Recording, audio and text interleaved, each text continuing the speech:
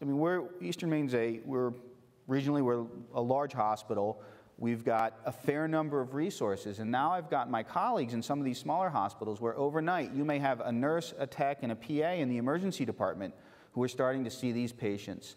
And for me, they come in, if they're completely out of control, we give them medications to knock them out, we put in a breathing tube, we put them on a ventilator, we admit them to the intensive care unit, and we let their bodies clear out these drugs, and hopefully they do. There is a case report from Louisiana of someone who was on a ventilator for 7 days, and when he came up was just as psychotic as when they put him down and on the ventilator. So we hope that's not the case. And if they're moderately psychotic, we can give them shots of sedating medication, some very strong medications like ketamine, which is a veterinarian tranquilizer. But that's what we need to stop these people, to control their behavior.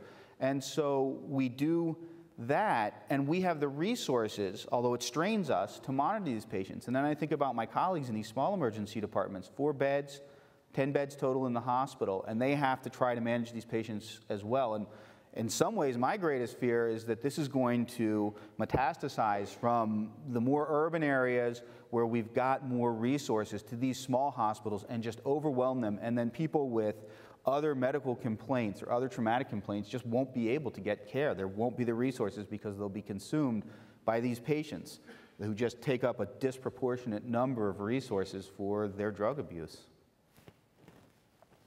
Thank you very much.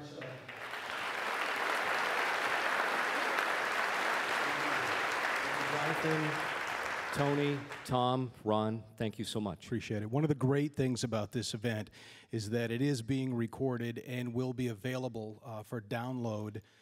We've had a number of calls from teachers, different school districts, wanting to know if they could get a copy of this to show their class. So we want to thank the New England School of Communications for helping make that possible. It's kind of a Herculean effort on their part, and they've put together a team of about 15 people to capture this tonight, to preserve it and make it available on websites. It will be uploaded to our local TV stations' websites. I believe the Acadia Hospital, you'll be able to see it on their website before too long, and possibly NESCOM. But thanks to the great staff and crew, it looks and sounds great, and some very valuable information being dispensed tonight. It's a kind of a good thing to preserve and make available. And because we are in radio and we essentially lead fairly sedentary lives, we want to get some exercise now and come down to see you. Hope you've got some questions for our panelists about some of the things that you've heard tonight. Maybe you need clarification on a few issues. We want to give you that opportunity. Raise your hand if you have a question. We'll try to get to as many of them as we can. Yes. Your question, please? Yeah. I wanted to know, how early are we starting the bath salts awareness in schools? And do we think that it will cause any harm to the kids if they learn at a young age? Can you repeat the question? And we can try it again. How early are we starting to introduce the awareness of bath salts in schools to teach the kids about it and the awareness of what they're seeing and how they can confront it? And do we think that it will do any harm to the kids if they learn at an early age about it? I guess I'm probably one of the best ones to answer that question at the moment. As I said earlier, this snuck up on us. We began to become exposed to this back in roughly February of 2011. It wasn't until very recently that we really understood that what we were dealing with, and so over the past couple of months, we've been really trying to gear up, if you will, in how to deal with this. Since that time, we knew once we began to see the results of this and that we needed to do something about this before it got to our youth. So we have been communicating with certainly the schools in Bangor here on a very regular basis. We have talked to the superintendent. I have had meetings with the staff of the Bangor School Department, as has Lieutenant Reagan. He's actually done some training sessions for staff, and will continue to do that.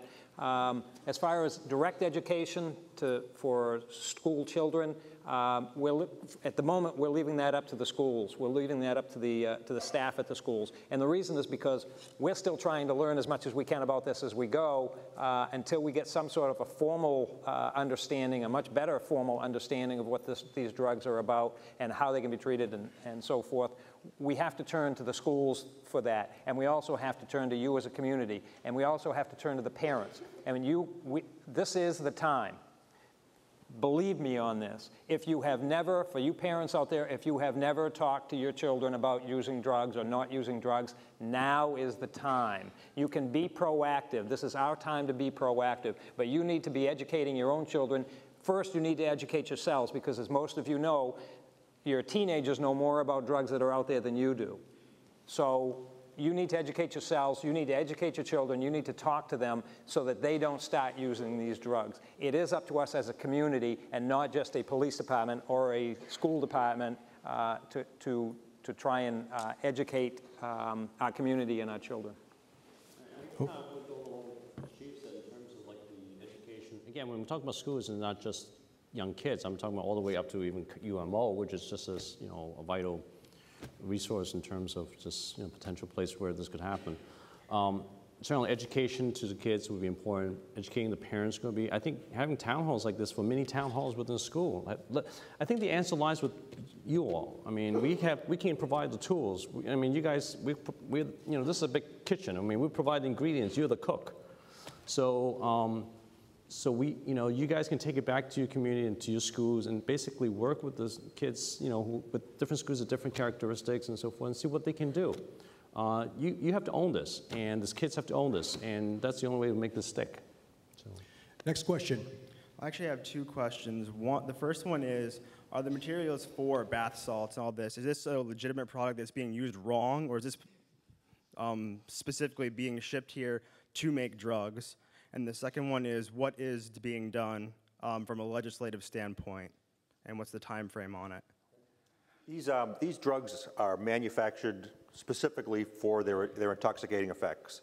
They're imported and used for that effect. These particular drugs you would not put in your bath.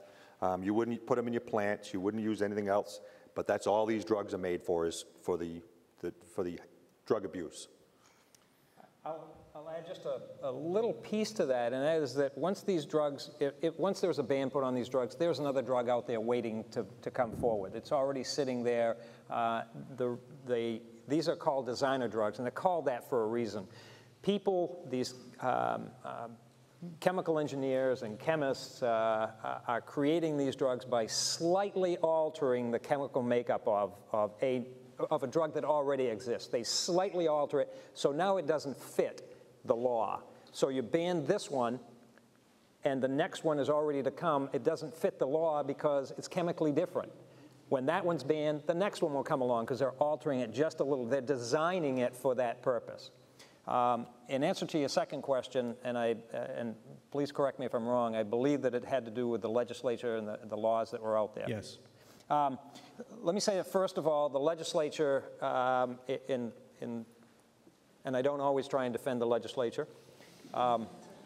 In this particular case, it snuck up on them too. They really didn't know what they were dealing with. A law was passed back several months ago by the legislature. It was initially introduced to make bath salts a felony to possess, a felony to traffic in, to sell. That got watered down, and there were some reasons for it. And again, some of it was because of a lack of knowledge on the legislature's part. It got watered down. So the current law says that if you are in possession of bath salts, so-called bath salts, that you can be charged with a civil offense. That civil offense has a $350 fine that would be levied against you. That's it. No jail time, just a fine.